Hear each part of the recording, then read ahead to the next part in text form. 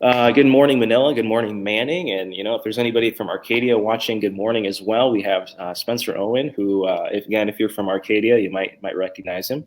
And we were just talking because Spencer, you have some exciting news. Sounds like you have potentially a new family member on the way. Yeah, new family member on the way. Baby number one is due here in a few weeks. May 1st is the official due date. So we'll see. But yeah, coming up quick, that's for sure. And you're telling me you're counting it by how many days you functionally have until you don't get to sleep anymore. Right. Yeah, exactly. How many more days can we sleep in before a baby comes? So we're running short on time, that's for sure. Well, we're excited for you, and congratulations, and Thank you. yeah, all the emotions that go with that. Right. Yeah. So, Spencer, you are a DCE. First off, can you tell us what that stands for? Yeah, a DCE is a Director of Christian Education. Okay. And yeah, they're certified. So the official definition is a Director of Christian Education, or a DCE, is a synodically certified, called and commissioned lifespan educational leader prepared for team ministry in the congregational setting. So that's kind of a big definition, but that was approved by the synod way back when DCEs were first a thing. But yeah, there's a lot of stuff in there on what a DCE is. But yeah, that's what a DCE is. Director. And so you didn't just show up at the congregation. You obviously had education. So what's it take to become a DCE? Yeah, so like it says, you're synodically certified, which means I went to Concordia, Nebraska. There's a handful of Concordias that train DCEs in a 5-year program, not a 4-year program. You do 4 years on campus generally, and then a year-long internship, similar to a vicarage that a pastor would do, where you work with a church full-time as an intern, and then you're officially call eligible after that. So I spent 4 years in Seward, and then I did my internship down in Miami, North Miami, Florida, which is kind of a fun place to go, and then came back here to Nebraska after that. So sure. Well, I did mine in my vicarage in Oviedo, Florida. So there we go. Yeah. Sunshine. Yeah. So I'm glad they sent the Midwest boys to I know, right? So obviously a lot of training goes into this. Why would you say the DCE role is so vital for the church? Yeah, I think the DCE role is vital. It's we focus a lot more on education, so it's a good mix between the educational aspect of ministry, but you also have the theology background as well that you. It's hard to explain, but almost like a principle of a church, kind of. You know, we work alongside pastors and creating ministry, but focusing on the educational side of things. So here I do specifically youth ministry. I'm the director of youth ministry. So I oversee the confirmation programs and middle school, high school youth groups, mission trips, service projects, those types of things. All those things kind of encompass my role here. But yeah, it's really this unique blend of theology, but also education. That's more educational classes than a pastor gets, but less theology classes, if you will, than a pastor gets. So it's kind of that unique blend between the two roles there. So yeah, I mean, it's almost kind of like faders on a soundboard where, obviously I think I functionally I had one class in how to do education and teaching. Whereas obviously you had more. Right. Yeah. But on the flip side, probably had more theology classes and Bible classes and all that. Yep. So it kind of balances everybody out. Yeah. And it's great because it's DCs always work on team ministry.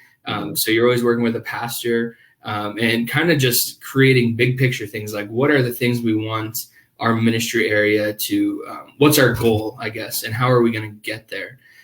So, with youth ministry, which is what I do now, a lot of people think it's just fun and games, and a lot of it is, but there's always purpose behind it. So why are we doing what we're doing? And it all has a purpose, which is kind of unique to think of it that way. It's not just, we're just going to have fun tonight. There's always reasoning behind what we're doing. Absolutely. And so as you have started out and everything, and even what motivated you? Well, I'll ask it that way. What motivated you to become a DC in the first place? Yeah, good question. I wanted to be a lawyer for the longest time. I really like had my I figured out where I was going to go to school. I was in high school and I'm like, oh, I'm going to go to Drake and I'm going to be a lawyer. And I wanted to make the big bucks and I wanted to be the Jack McCoy of, Law and Order and put the bad guys away. But then I saw a few weeks ago, or I don't know when it was, you interviewed Ellie Menz. Sure. And Ellie and I met working together on the Youth Services Committee for Iowa District West. And I started going with Ellie to California on mission trips. And Ellie introduced me to DCE ministry. Not a lot of DCEs out where we are, Carroll, Arcadia. So I had never heard of one until Ellie said, hey, here's this thing that you're not a pastor, you're not a teacher. It's kind of a unique blend. So we went and visited Concordia, Nebraska, and just kind of looked into the program, fell in love with it, and was like, yeah, that really fits my gifts. And I could see myself doing that, and I stuck with it. And, so yeah, it just kind of worked out. Crazy how God uses those experiences, in Southern California with a group of Midwesterners and West Coasters just to kind of lead you into ministry like that. So absolutely. You've started out. Where are you at right now?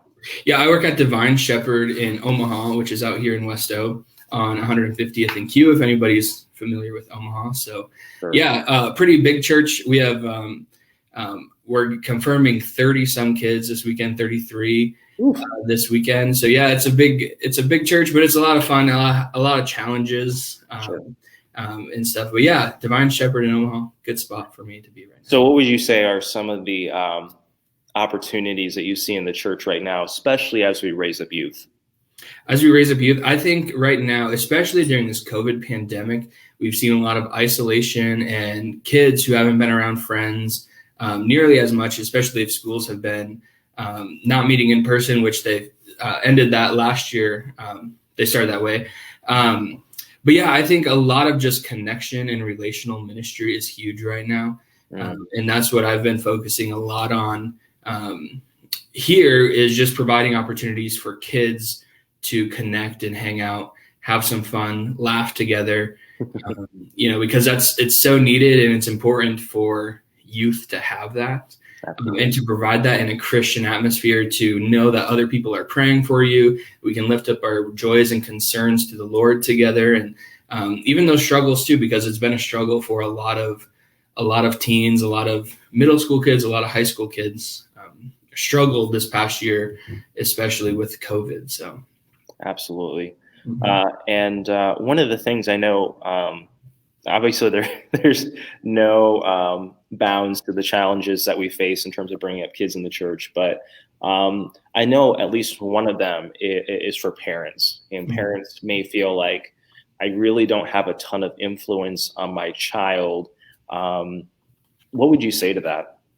Yeah, I think parents are the number one influencers in the faith, and that's statistically proven. It's been that way for a long time, even now. And I think for the church, especially this past year, we've had to reimagine, for instance, confirmation programming. We've had to reimagine that because we couldn't have 110 kids meet here on campus. Right. So the question became, well, how can we equip parents to teach the faith at home? How can we equip them to do lessons at home, to do family devotions at home? What steps can we take to do that? And because it's so important, and when kids see that modeled by their parents, huge, just statistically, the likelihood of kids staying connected to the church long term. Because if I only see kids for an hour or 2 hours a week, that's very, very minimal compared to a parent who sees them, every night for 6-8 hours after school, or what I mean? Like this, you can't compare the two between what I can do in an hour or two a week to what parents can do just by their words and actions at home. Absolutely. And so what are some practical things you guys have done during COVID to equip parents to teach at home? Yeah, we've been a lot more supportive, just positive communication. because we know that we're sinful people. Nobody's going to be perfect at teaching the faith at home. So to send encouraging messages to say, hey, you know what, if you skipped a week or if you skipped a day, it's okay. We're not perfect. But the important thing is to pick it up and model it again. Don't fall completely back. Continue to do the steps and then so positive communication, and then also just providing them opportunities to model the faith at home through service. Sure. We provided some unique service opportunities, just trying to get kids to think, how do I say this? How do we serve in a way that it benefits other people, it spreads the gospel, but think of that on a smaller scale. You don't have to go to California to do that. What can I do in my home to serve my family? There we go. What can I do to serve my brothers and sisters, my parents? Can I help with dishes? Can I help do laundry? Can I just help in those situations as well? Because that counts as service too, not just, traveling overseas to do a mission trip. So. Absolutely. So as you've moved through COVID and been equipping families and whatnot, what has been kind of one of those moments that just sticks out to you that makes you go, oh boy, this is so cool? Man, that's a tough one because, as a church worker, I'm sure you've experienced this too. It's been a very exhausting, everything's been reimagined. Sure. You're putting time and energy into everything, but then all of a sudden you get those little glimpses right as you're almost to your breaking point, like, I can't do this any longer. And then all of a sudden a parent sends you an email, or a kid says something, or a kid, does something. And it's like, wow, like you can really see God at work. For instance, one of my 8th graders who's getting confirmed here this weekend, I gave them a lot of flexibility on how to do service hours this year. How can they get involved in their community at home, whatever it is. And she blew my mind away. She went door to door at her neighbors, hung flyers up, and collected all kinds of clothing that was donated to the Open Door mission here in Omaha, Wow. Which has been really on the brink because there's just been such an influx of people in need here in Omaha. And here she went around her community and she got dozens and dozens and dozens of garbage bags and totes full of winter clothing, female clothing that she donated. And it's like, wow, to see God at work through an 8th grader, and then to have them present that downtown. That's been pretty cool to see. Wow. Kids get involved without any prompting from me or Sure. From their parents too. So Absolutely. Spencer, we really appreciate your time this morning and appreciate all you're doing over in Omaha. And I know there's lots of people over in these neck of the woods that miss you a lot, but are very excited for you and your family and everything. Yeah, well, thank you. I appreciate it. Glad we got to talk for a few minutes this morning. It's great. And God bless you guys as you continue to share the gospel in Manila and Manning. And it's great. Absolutely. So everybody, thank you. And everybody, the Lord be with you as you head out into your week and your day. We'll see you.